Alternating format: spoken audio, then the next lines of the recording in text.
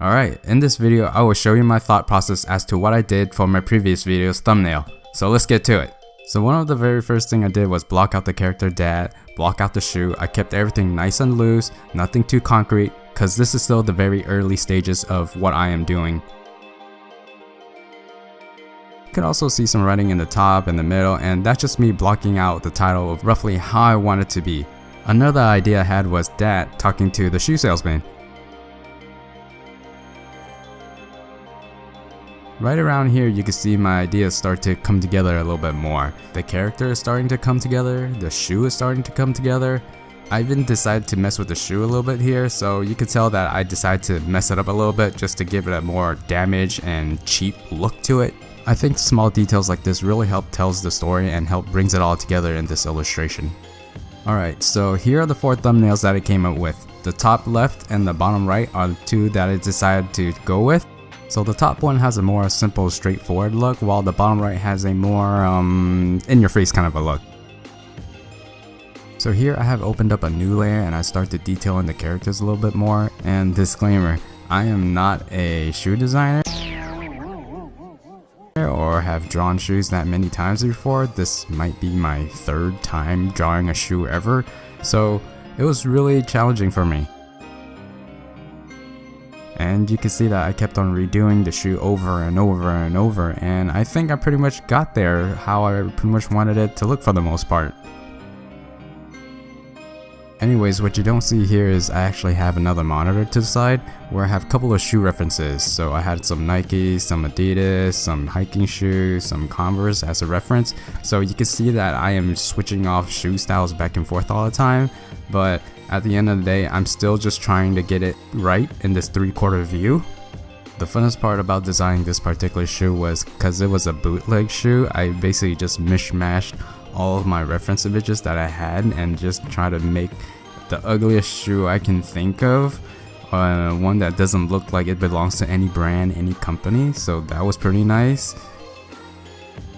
And you can see that I first made it look like a nicer looking shoe, and then I started to beat it up a little bit, and the first thing I did was tweak the laces, make it look like it's a little bit loose, and then I took off the sole of the shoe and just removed some of the strings and the laces just to make it look like the quality control of that shoe is just not well put together.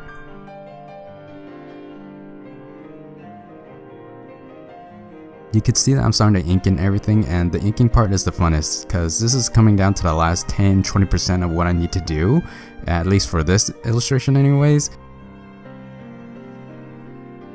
So for the shoe color, I pretty much just pictured a factory using leftover materials of what they had laying around. So that pretty much came down to off-white, beige, mustard yellow, and a faded looking yellow sole, along with a pop of green and red, but that's pretty much it. I didn't want it to give any more flair beyond that. Oh, in case you just happen to be wondering what I used as a reference image for the stretch glue right there that's coming off the shoe, I actually looked up stretch cheese from a cheese pizza. So sometimes the inspiration might not always be exactly where I can find it, so I had to find it elsewhere. Similar to the shoe, I'm gonna repeat the same process for dad and the shoe salesman, which means I'll be refining the facial expression of dad, and I'll be adding the colors, the inking, and same thing I'll do for the shoe salesman. So you might notice a slight texture for the 2 characters here. This is from a comic book brush that I use, and I really like how that looks, so I think I'm going to be using it more often in future thumbnails. A rule that I had when making this thumbnail was to make sure the words pop and to make sure it's very vibrant. You could see that I am going through various iterations for the titles, but at the end of the day, these are the 4 solutions that I came up with.